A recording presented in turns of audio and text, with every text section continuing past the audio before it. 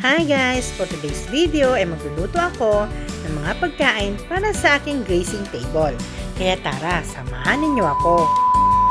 So for today's video, magluluto ako ng chicken cordon bleu balls. Para sa mga ingredients natin, syempre meron tayong chicken. Ito ay giniling na chicken. Meron tayong cheese, kahit anong cheese pwede nyo gamitin. Ham, kahit anong brand ng ham pwede din nyo gamitin. And then para sa coating natin, hindi, ito pa pala muna. Salt and pepper para dun sa ating chicken. And then para naman dun sa ating mga pagpapagulungan ng ating chicken cordon bleu balls, meron ko ditong flour, egg. Mamaya magdadagdag tayo ng egg pag nagkulang. And then meron tayong breadcrumbs. Kahit anong brand ng breadcrumbs pwede guys. So tara na guys, magluto na tayo. So guys, ang gagawin muna natin ay titimplahan natin chicken natin. Yung salt, konti lang ilalagay ko kasi meron tayong cheese. Baka naman, ayaw naman natin umalat, diba? Kaya, ayan, lalagyan na natin siya ng kaunting asin lang. Dahil yung ham natin, may lasa na rin yan. Tapos itong, pepper, giniling. Durog na paminta, ayan, lalagay natin dyan. So, bahala na kayo kung anong gusto nyo pang idagdag na pampalasa. Pero okay na tong salt and pepper. Kasi, meron na pa tayong, ang tawag dito, cheese and ham.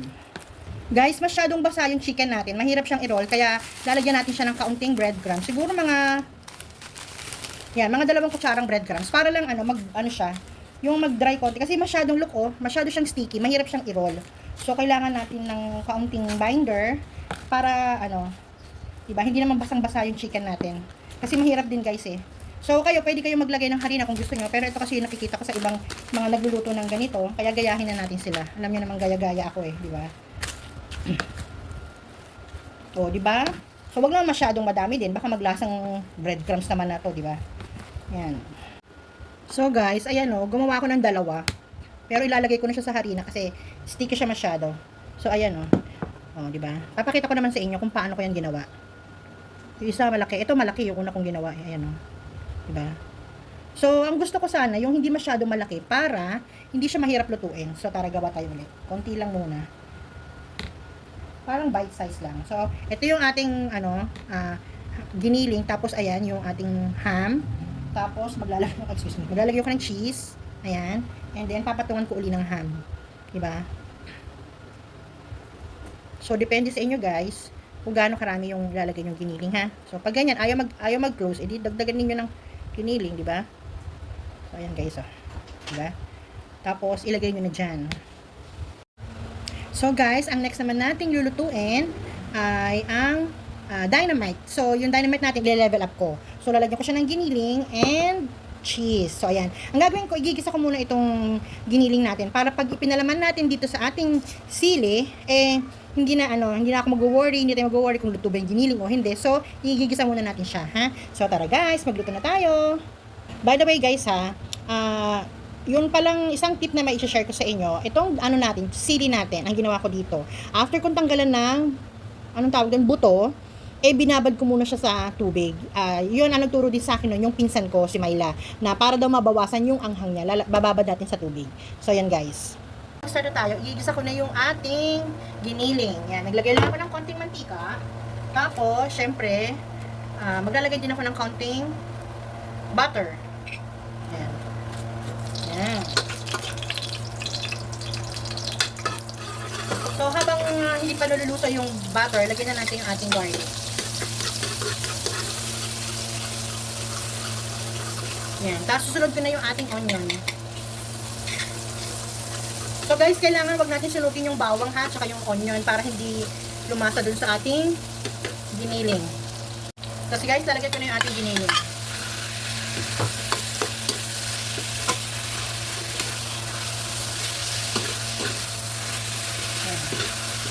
Ito, igigisa lang natin mabuti guys, ha? Babalikan natin siya ulit mamaya. So guys, habang hinihintay nating magisang mabuti yung ating giniling, ay mag-slice naman tayo ng ating cheese. Kalahati lang muna. Diba? Yan. Kasi ito, inisip ko kasi kanina kung kailangan ko bang kayo din para isama ko na lang sa giniling or ganito. So, napag-desisyonan ko, hiwain natin para pag kinagat nila yung dynamite, meron naman silang malalasahang cheese, diba? So, ayan. Medyo kapalan natin para malasahan yung cheese. So, ayan. Ganyan. 2 ganyan ilalagay natin mamaya. So, guys, okay? So, guys, lagyan natin ng konting asin. Tapos maglalagay din ako ng konting magic.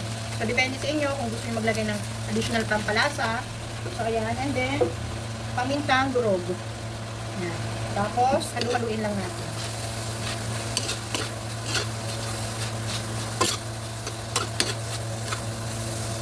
So, ayan guys.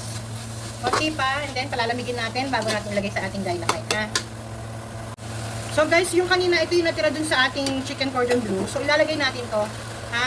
Para sumarap yung ating dynamite.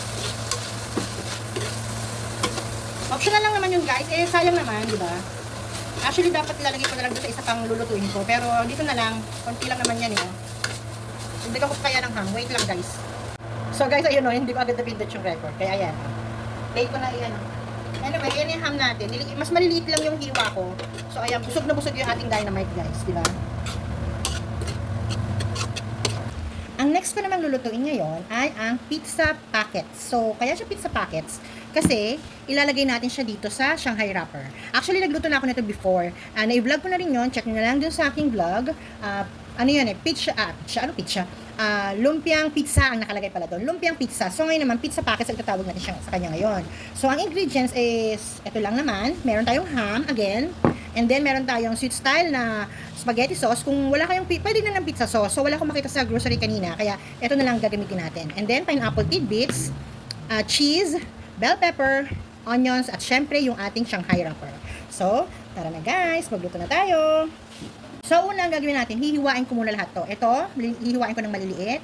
Itong bell pepper at itong onion. Tapos ito, kakadkadin ko na rin, ha? So, babalikan ko kayo mamaya pag nagawa ko na lahat yun.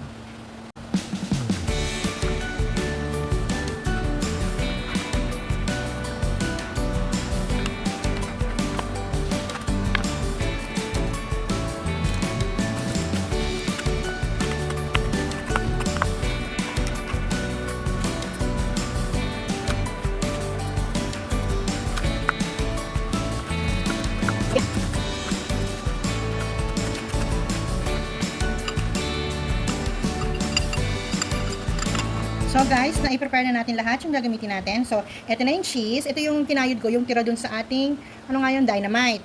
And then, meron tayo ito yung tidbits natin, dinrain natin. Ito na yung bell pepper and onion. At syempre, ito yung ating spaghetti sauce. Wala tayong pizza sauce eh. So, madali lang yan guys. So, i-mix-mix lang natin siya. Unahin natin yung bell pepper. Onion. Madali lang siya guys.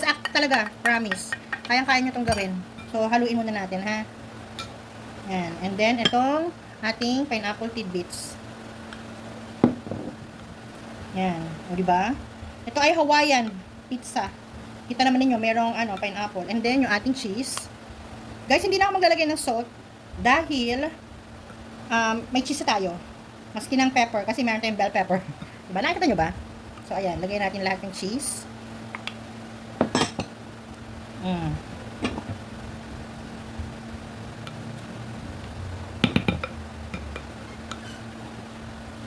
So, ayan, na-mix na natin. Then, lalagyan na natin yung ating sauce.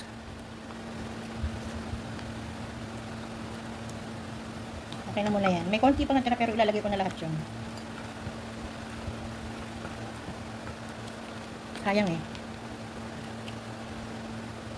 Kahit anong flavor ng pizza packets nyo pwede. Pwedeng all meat, pwedeng veggie, ano pa ba yung mga cream cheese, ayun, di ba?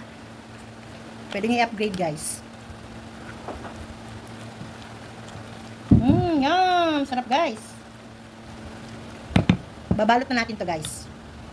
Tada! O diba? Nakagawa ko ng isa guys. So tara, ulitin natin. Ulit, papakita ko sa inyo. So ganito lang guys. Piliin na lang niyo yung magandang wrapper. Ha? So ito. Lagay kayo ng, yung sakto lang. Para hindi siya lumuwa. Ibig sabihin hindi siya bubuka. Ha? Pero depende sa inyo. Kasi ako nasubukan ko na magluto nito dati. Pagka masyadong malaki o maraming filling, bubuka siya talaga. Ayan. Tapos, ayan. Wala akong brush. Meron naman. Kaya lang tinatamad na akong kumuha. So, ayan guys. O, diba? So, bahala na kayong magpaganda, ha? So, guys, ito. Tapos ko na. Ayan, o. O, diba? O, busog na busog yung ating dynamite. Tada! O, diba? Isang wrapper lang ginamit ko, guys. Kasi ayaw naman nating unang kagat puro wrapper agad, di ba? So, babalot ko pa iba guys. Mamaya ko na ipapakita sa inyo yung tapos na, ha? So, guys, ito na yung nabalot ko. So, meron pang natira. Kasi yung lumpia wrapper ko, nasa freezer yun eh. Kakalabas ko lang sa freezer. So, palalambutin muna natin siya. Mamaya ko na ulit ibabalot, ha? Prepare natin yung next nating luluto. So guys, ito naman yung aking susunod na i-prepare. Magluluto naman ako mamaya ng okoy. So, ito lang guys yung ihahalo ko. Kalabasa, carrots, saka yung hipon na maliliit. Kasi ito yung gusto nila eh. Nagluto kasi ako nito last time, nagustuhan nila. So, tara guys, mag-prepare na tayo. So guys, ito. Hihiwain na natin. Ha? Hindi ako marunong kung paano maghiwa nito. Ay, malambot naman pala. So, hindi natin ito lulutuin lahat guys, ha? Yung tama lang. Iba gagataan natin or ano natin, basta yan pala yan. Hindi ako marunong pero ayan o, parang di maligat yung nabili ko. Tada! O, diba guys? So, ito hihiwain ko guys, balikan ko kayo mamaya guys ha. So guys, ito na yung ating kalabasa at carrots. So ayan, hindi ko hiniwa lahat yung aking kalabasa, ayan may natira pa. So marami na to guys, tapos lalagyan pa natin to ng yung hipon na maliliit, ayan. So, check natin kung ano naman yung next nating lulutuin. Okay guys, ang next ko namang i-ready o i-prepare ay itong fish and chips. So, ito na defrost ko na ito. So, i-slice na lang natin ito mamaya. So, ang next ko ay ito, i-ano natin siya ng maliliit. Nagamit tayo ng mandalin bang tawag doon.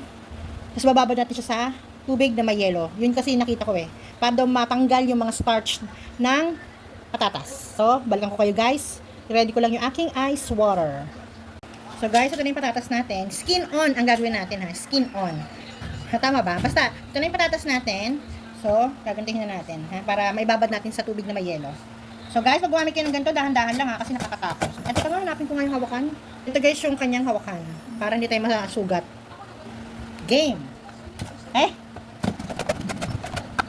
Tada! O, diba? Ganda guys. So, balikan ko kayo uli mamaya ha. Kayo din muna natin lahat. And guys, nakapaghiwa na ako ng isa. So, ayan, hiwain pa natin tong isa pa. Siguro, hihiwa lang tayo ng, yung parang bite-sized pieces niya. Diba? So, ayan.